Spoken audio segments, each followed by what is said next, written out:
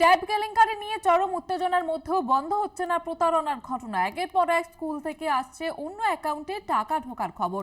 একই সঙ্গে গ্রেপ্তার করা হচ্ছে অনেককেই। কেলেঙ্কারি নিয়ে তোপ বিরোধীদের পাল্টা তোপ শাসক দলেরও। ট্যাব কেলেঙ্কারি ঘটনায় গ্রেপ্তার আরো এক। এবার ইসলামপুর থানার গুঞ্জেরিয়া গ্রাম পঞ্চায়েতের রংচুরি এলাকা থেকে গ্রেপ্তার অভিযুক্তের নাম মোহাম্মদ আলম মুস্তাকিম। শুক্রবার কালিম্পং জেলার গরুবাথান থানা ও ইসলামপুর থানার পুলিশের যৌথ উদ্যোগে মোহাম্মদ আলম মুস্তাকিমকে গ্রেপ্তার করা হয়। ঘটনায় হতবাক পরিবারের সদস্যদের পাশাপাশি এলাকার বাসিন্দারা। পুলিশ আসছিল, পুলিশ আসে বলে গেছে যে আপনার খাতা বলে টাকা ঢুকছিল। হ্যাঁ আমার খাতা টাকা ঢুকছি, তো চলো না আপনার টাকাটা নিকলাতে হবে, ট্রান্সফার করতে হবে। ওকে নিয়ে চলে গেল, আর কোনো কথা না। কতদিন আগে টাকাটা ঢুকছিল? 1 মাস হবে। এই 1 মাস আগে টাকাটা ঢুকলো, সে টাকাটা মানে ঢুকলো তো কোথাও জানেনি? পুলিশ প্রশাসনকে তো জানানো উচিত ছিল। মালুম নাই না, জানেন না ও। স্থানীয় পঞ্চায়েত সদস্য জানিয়েছেন মুস্তাকিম কুষ্ঠরোগী। বাড়িতে ছোট একটি মুদিখানা দোকান রয়েছে, কিছু জমি জায়গাও রয়েছে, তাতেই চাষবাস করে খান। তাদের অনুমান কৃষি দপ্তরের একাধিক প্রকল্পের মাধ্যমে অ্যাকাউন্টে টাকা ঢুকেছে মনে করে টাকা খরচ করেন মুস্তাকিম। অথচ কোনো নিরীহ মানুষ যাতে সাজা না পায় সেজন্য পুলিশ প্রশাসনের কাছে অনুরোধ করেছেন স্থানীয় পঞ্চায়েত সদস্য মোহাম্মদ রেজওয়ান আলম। আমরা এটা চাই যেন একটা ভুলবশত যে একটা ভালো লোককে যেন শাস্তি না পায়। একটা গরিব লোক, ও তো এই ব্যাপারে কিছুই জানে না, কি ট্যাপের টাকা কি আর তোমার চিট ফান্ডের টাকা কি, তো জানি না, বুঝে না এসব কথা। ভুলবশত টাকা ঢুকে গেছে, উঠায় ও খরচা করে নিচ্ছে, এটাই ওর ভুল। আর ও থানায় জানায়নি, এটাই ওর ভুল খালি। মালদায় ট্যাব কেলেঙ্কারির ঘটনায় আরো একজন গ্রেপ্তার। সেরাজুল মিয়া নামে এক যুবককে গ্রেপ্তার করলো মালদা পুলিশের সাইবার ক্রাইম শাখা। ট্যাবের টাকার লোপাট করতে অ্যাকাউন্ট ভাড়া দিয়েছিল সেরাজুল, এমনটাই প্রাথমিক অনুমান তদন্তকারীদের। মুর্শিদাবাদের সাগরপাড়া থানার সীতানগর উচ্চ বিদ্যালয়ের 4 জন পড়ুয়ার ট্যাবের টাকা না ঢোকায় দুশ্চিন্তায় স্কুল পড়ুয়ারা। কিছুদিন আগেই এমনই ঘটনা ঘটে জেলার সালার থানা এলাকায়। সেখানে মোট 15 জন পড়ুয়ার টাকা আটকে যায় ট্যাব কেলেঙ্কারিতে।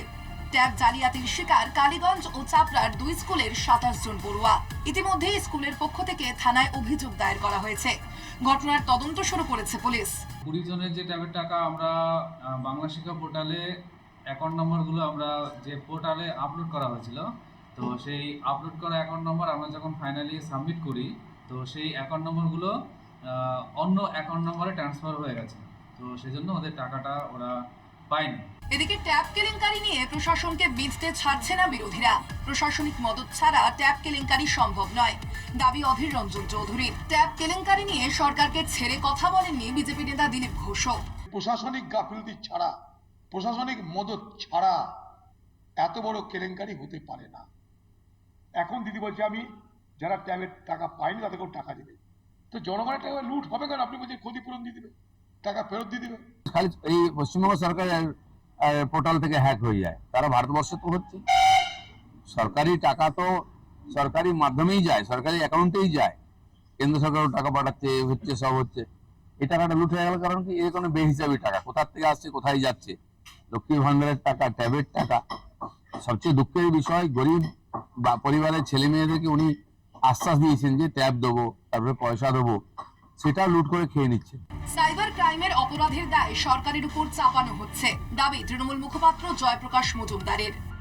এরা পশ্চিমবঙ্গ বিরোধী, পশ্চিমবঙ্গের যারা সামনের প্রজন্ম তাদের ভালো চান না, এবং পশ্চিমবঙ্গ সরকার যে সব ব্যাপারে তারা দ্রুততার সঙ্গে ব্যবস্থা নেয় সেটাকে এরা অ্যাপ্রিসিয়েট করতে পারে না, বরং পশ্চিমবঙ্গের নিন্দা মন্দ করতে পারলে এদের যেন পেটের ভাত হজম হয়। সব মিলিয়ে ট্যাব কেলেঙ্কারিতে সরগরম গোটা রাজ্য। সমস্যার সমাধানে পুলিশ উদ্যোগী হলেও আদতে শিকড় কতদূর ছড়ানো তারই খোঁজে প্রশাসন। কলকাতা টিভি।